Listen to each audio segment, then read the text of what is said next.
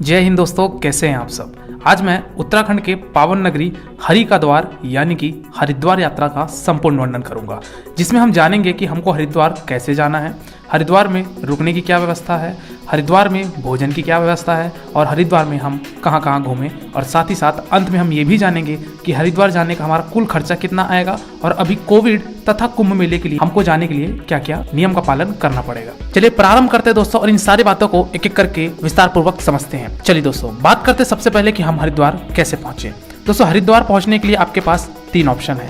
पहला, by train. दोस्तों, अगर मैं ट्रेन से बात करूं तो आपका हरिद्वार में ही रेलवे स्टेशन है, तो आप अपने अपने शहरों से हरिद्वार तक के लिए डायरेक्ट ट्रेन देख लीजिए और आप हरिद्वार पहुंच सकते हैं। दोस्तों, अगर आपको डायरेक्ट ट्रेन हरिद्वार के लिए नहीं मिलती है तो फिर आप दिल्ली आकर भी दिल्ली से चेंज करके आप हरिद्वार तक आ सकते हैं, क्योंकि हरिद्वार के लिए लॉन्ग डिस्टेंस ट्रेन ज़्यादा अवेलेबल नहीं है। तो आप दिल्ली आकर दिल्ली से हरिद्वार आप पहुंच सकते हैं। दूसरे ऑप्शन की दोस्तों अगर मैं बात करूं तो वो है आपका फ्लाइट से। दोस्तों, अगर आप फ्लाइट से आना चाहते हैं तो आपका नियरेस्ट एयरपोर्ट है देहरादून।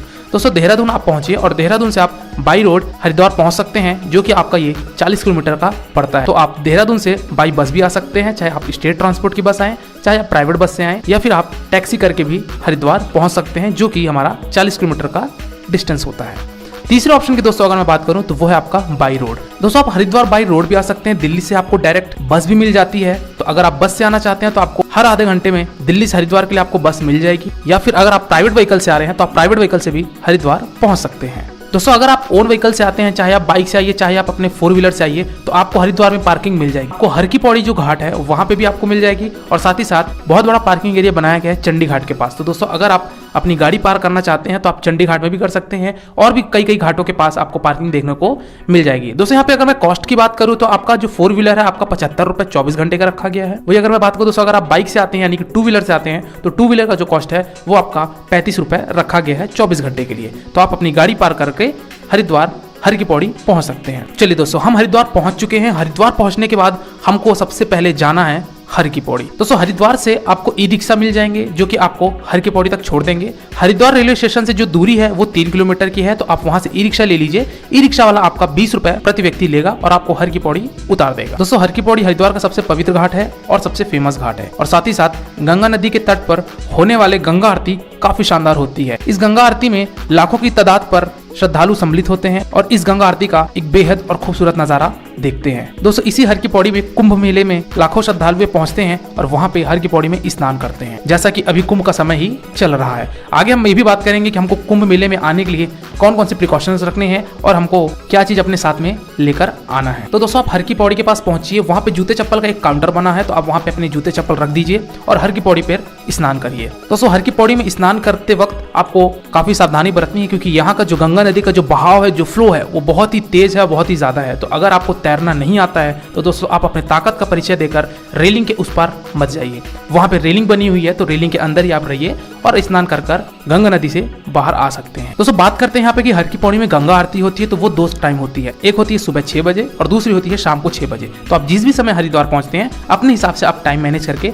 हरिद्वार की ब्रह्म घाट पर पहुंच सकते हैं। दोस्तों, ब्रह्म घाट हर की पौड़ी को ही बोला जाता है, तो आप वहां पहुंचकर गंगा आरती में सम्मिलित हो सकते हैं। काफी अच्छा आपको नजारा देखने को मिलेगा, जैसा कि वाराणसी में गंगा आरती होती है उसी तरीके से यहाँ पे भी गंगा आरती होती है, जो कि आपको देखने में बेहद अच्छा लगेगा। गंगा आरती शुरू होने से पहले ही आप 1-1.5 घंटे पहले आ जाइए, क्योंकि काफी श्रद्धालु पहले से जाके वहाँ खड़े रहते हैं ताकि उनको सामने से दृश्य देखने को मिल जाए। अदरवाइज भीड़ इकट्ठा होने के कारण आपको पीछे से कुछ भी चीज नजर नहीं आएगा। चलिए दोस्तों, बात करते हैं कि अब हमको हरिद्वार में रुकना कहाँ है। दोस्तों, हरिद्वार में रुकने के लिए आपके पास 2 ऑप्शन है। पहला ऑप्शन तो ये कि आप धर्मशाला या फिर आप आश्रम में रुक सकते हैं। दोस्तों, हरिद्वार में आपको रुकने की किसी भी तरीके की कोई समस्या नहीं होगी। वहां पे ढेर सारे आपको धर्मशालाएं और ढेर सारे आपको आश्रम देखने को मिल जाएंगे। तो आप अपने बजट अनुसार, अगर आपका बजट कम है, आप कम कॉस्ट में अगर आप ट्रैवल करना चाहते हैं, तो आप हरिद्वार में धर्मशाला में रुक सकते हैं, जो कि आपका 200 से 300 रुपए आपको 24 घंटे का लिया जाता है। और वही अगर मैं दूसरे ऑप्शन की बात करूं दोस्तों, तो वो है आपका प्राइवेट होटल। दोस्तों, वहाँ प्राइवेट होटल भी आपको 500 रुपए से लेके आपको 700-800 रुपए तक का आराम से एक अच्छा होटल मिल जाएगा। तो अगर आपको धर्मशाला फुल मिलता है या फिर अगर आपको आश्रम फुल मिलता है, तो आप प्राइवेट होटल में भी रुक सकते हैं, जो कि 24 घंटे का कॉस्ट 500 से 700-800 तक आपको रूम मिल जाएगा। तो दोस्तों, इसी के साथ ये भी जान लेते हैं कि हमको ये रूम जो लेना है या आश्रम या धर्मशाला जो भी हमको लेना है,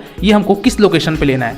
दोस्तों, आपको रेलवे स्टेशन से आधे किलोमीटर के दायरे पे एक पड़ता है शिवपुरा। दोस्तों शिवपुरा में काफी सारे धर्मशाला और काफी सारे आश्रम आपको मिल जाएंगे, तो आप शिवपुरा में भी रुक सकते हैं, या नहीं तो आप हर की पौड़ी के पास भी वहाँ पे ढेर सारे होटल हैं और ढेर सारे वहाँ पे धर्मशालाएं हैं, तो आप वहाँ भी स्टे कर सकते हैं। चलिए दोस्तों बात करते हैं कि अब हमको हरिद्वार में भोजन करने की क्या व्यवस्था है। दोस्तों यहाँ पे हरिद्वार में ढेर सारे आपको भोजनालय, ढेर सारे आपको रेस्टोरेंट मिल जाएंगे, जो कि आपको काफी सस्ते में आपको वहाँ पे थाली मिल जाएगी। यानी कि थाली का अगर कॉस्ट की बात करूँ तो वो 40 रुपए 50 रुपए से थाली स्टार्ट होती है, और ये थाली आपकी 150-200 रुपए तक की जाती है। तो आप जिस हिसाब से अपना खाना चाहते हैं उस हिसाब से आप अपना वो थाली सिस्टम ले सकते हैं। ढेर सारे आपको वहाँ पे भोजनालय मिल जाएंगे, हर की पौड़ी के पास ही काफी भोजनालय बने हुए हैं। चलिए दोस्तों बात करते हैं कि अब हमको हर की पौड़ी के बाद आगे कौन सी यात्रा करनी है और हमको कहाँ कहाँ घूमना है। सबसे पहले दोस्तों हर की पौड़ी से 1 किलोमीटर की दूरी पे बना हुआ है एक मनसा देवी मंदिर। दोस्तों मनसा देवी मंदिर के लिए आपको यहाँ पे 3 विकल्प है पहुंचने के लिए। पहले विकल्प की अगर मैं दोस्तों बात करूँ तो वो है पैदल यात्रा। दोस्तों आप पैदल यात्रा करके मनसा देवी के मंदिर तक पहुंच सकते हैं, जो कि पहाड़ पे बना हुआ है, तो आपको ट्रैकिंग करके जाना पड़ेगा। ये जो ट्रैकिंग का समय है दोस्तों ये 30 से 40 मिनट आपको लगेगा, तो आप पैदल यात्रा करके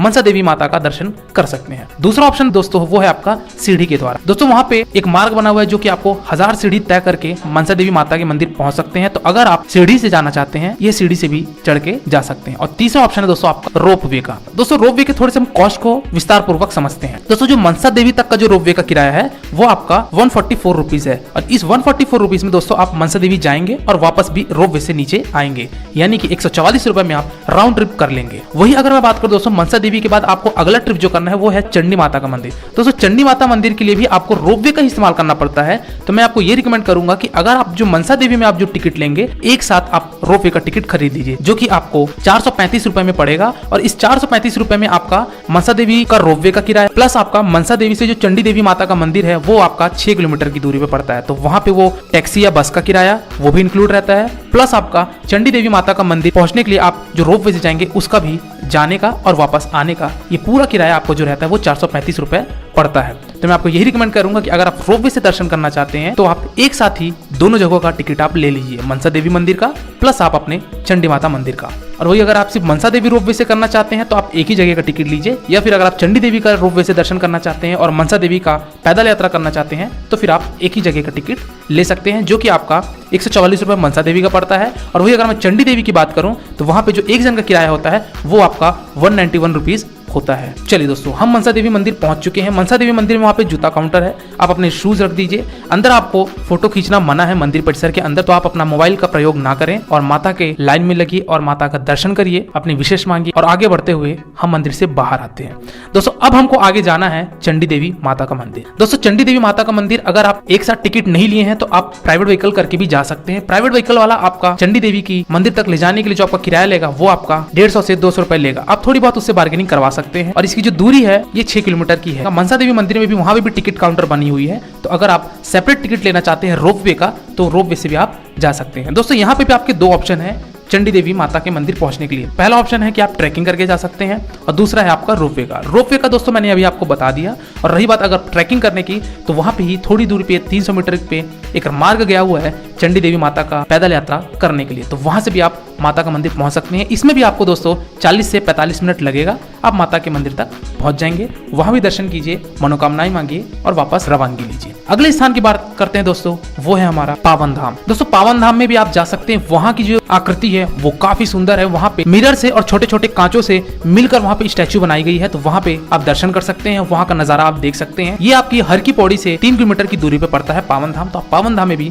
कुछ समय दीजिए और वहां का भी जाके आप नजारा जरूर देखिएगा। चलिए दोस्तों अगले स्थान की बात करते हैं, वो है आपका शांति कुंज। दोस्तों शांति कुंज हालांकि एक आध्यात्मिक केंद्र है जहाँ पे आपको बहुत प्रकार के वहाँ पे कोर्सेस होते हैं और आपको कोई भी कोर्स करना रहता है, जैसे कि आप योगा कोर्स करना चाहते हैं, संगीत कोर्स करना चाहते हैं और भी ढेर सारे वहाँ पे कोर्सेस हैं। आध्यात्मिक केंद्र है, वहाँ पे जाके आप एक बार जरूर विजिट करिएगा। वहाँ पे आपको फ्री भोजन और आपको वहाँ पे फ्री ठहरने की व्यवस्था होती है अगर आप वहाँ से कोई भी कोर्स करते हैं तो आध्यात्मिक केंद्र है एक प्रकार से। और वहाँ पे ही आपका एक गायत्री माता का मंदिर है, तो गायत्री माता का मंदिर में भी आप दर्शन कर सकते हैं। वहाँ पे 1926 से एक अखंड ज्योत जलती आ रही है, तो आप वो भी चीज देखिए और आप गायत्री माता का दर्शन करिए। चलिए दोस्तों अगले स्थान की बात करते हैं दोस्तों, वो है हमारा भारत माता का मंदिर। दोस्तों भारत माता का मंदिर हर की पौड़ी से 2 किलोमीटर की दूरी पे पड़ता है। यहाँ पे 7 माले बने हुए हैं, यानी कि 7 फ्लोर बने हुए हैं और हर एक फ्लोर में आपको एक अलग अलग दृश्य और एक अलग अलग नजारे देखने को मिलेंगे। तो आप लिफ्ट से दोस्तों 7वें फ्लोर पे जाइए और 7वें फ्लोर से एक एक करके आप नीचे होते हुए आइए और सबसे आपको नीचे में यानी कि ग्राउंड फ्लोर पे आपको भारत माता का मंदिर मिलेगा, तो वहां पे आप दर्शन करिए। हर एक फ्लोर में एक अलग ही आपको महत्व देखने को मिलेगा और एक अलग ही नजारा आपको देखने को मिलेगा। चलिए दोस्तों बात करते दोस्तों हम अगले स्थान की और अगले मंदिर की, वो है आपका माया देवी का मंदिर। दोस्तों हर की पौड़ी के पास ही लगा हुआ एक माया देवी का मंदिर है, तो वहां भी आप जाके अपने मत्थे टेक सकते हैं, अपनी विशेष मांग सकते हैं और उन माता का भी दर्शन कर सकते हैं। और अगले स्थान और लास्ट स्थान की बात करो दोस्तों, वो है आपका राजाजी नेशनल पार्क। दोस्तों यहाँ पे आप जंगल सफारी घूम सकते हैं, तो अगर आपके पास समय है तो आप राजाजी नेशनल पार्क जाइए और यहाँ का भी लुत्फ उठाइए। काफी बड़ा पार्क है, नेशनल पार्क है, तो यहाँ पे जाके आप जंगल सफारी घूम सकते हैं। चलिए दोस्तों अब बात करते हैं कि हमको हरिद्वार में कितने दिन का स्टे बनाना चाहिए। दोस्तों हरिद्वार में अगर इन सारे जगहों को घूमना चाहते हैं तो आप 2 दिन का स्टे बनाइए। पहले दिन आप कवर करिए हर की पौड़ी स्नान, गंगा आरती, मनसा देवी का मंदिर और चंडी माता का मंदिर। पहले दिन आप ये कवर करिए और दूसरे दिन मैंने आपको जो भी बताया, शांति कुंज, गायत्री माता का मंदिर, राजाजी नेशनल पार्क, माया देवी मंदिर, पावन धाम, इन सारी चीज को आप सेकंड डे में कवर करिए। तो 2 दिन आपके लिए मच सफिशिएंट है पूरे हरिद्वार को घूमने के लिए। चलिए दोस्तों बात करते हैं यहाँ पे हम कि इन सारे जगहों को घूमने के लिए हमारा साधन क्या होगा। दोस्तों जो मैंने अभी आपको डे 2 में बताया, यानी कि पावन धाम, शांति कुंज, माया देवी का मंदिर, राजाजी नेशनल पार्क, इन सारे जगहों को घूमने के लिए एक आप ऑटो कर लीजिए और ऑटो वाला आपको इन सारे जगहों को घुमा के वापस आपको हर की पौड़ी के पास छोड़ देगा, या फिर आप जहां भी उतरना चाहते हैं वहां वो ड्रॉप कर देगा। और ऑटो वाला आपसे इन सारे जगहों को घुमाने के लिए 600 से 800 रुपया कॉस्ट लेगा, तो आप वो ऑटो कर लीजिए और सारी जगहों को घूमकर हरिद्वार अपने स्पॉट पर पहुंच सकते हैं। अब बात करते दोस्तों हम इस पूरे हरिद्वार का 2 दिन का ट्रिप हमारा कितने बजट में हो जाएगा और हमको कितना खर्चा आएगा। दोस्तों अगर आप 2 दिन का स्टे बनाते हैं तो आपका एक व्यक्ति का 2000 रुपए किराया लग जाएगा। इस किराए में मैं किसी भी तरीके की आपके बस की, ट्रेन की और आपके फ्लाइट की टिकट को इंक्लूड नहीं किया हूँ। यहाँ पे मैं आपके ऑटो का, आपके रुकने का और आपके खाने पीने का यहाँ पे कॉस्ट मैंने बताया है। तो आप हरिद्वार अगर 2 दिन का स्टे बनाते हैं तो आपका 2000 रुपए पर व्यक्ति आपका कॉस्ट आ जाएगा। 2000 के अंदर ही हो जाता है, बट आप 2000 एक एस्टिमेट कॉस्ट लीजिए जो कि आपको हरिद्वार घूमने के लिए सफिशिएंट रहेगा। और अब बात करते हैं दोस्तों हम कुंभ मेले से रिलेटेड कुछ रूल्स और रेगुलेशंस की, जो कि गवर्नमेंट की तरफ से आई हुई है। दोस्तों अगर आप कुंभ मेले में आ रहे हैं तो आपको कुछ बातों का ध्यान रखना पड़ेगा और कुछ चीजें करनी पड़ेंगी। सबसे पहली बात तो ये कि आपके परिवार में, आपके टीम में 10 साल से कम बच्चे नहीं होने चाहिए। दूसरा ये कि आपकी उम्र 65 साल से ज्यादा नहीं होनी चाहिए। और तीसरा ये कि यहाँ पे प्रेग्नेंट वुमेन हरिद्वार में कुंभ मेले में अलाउ नहीं है।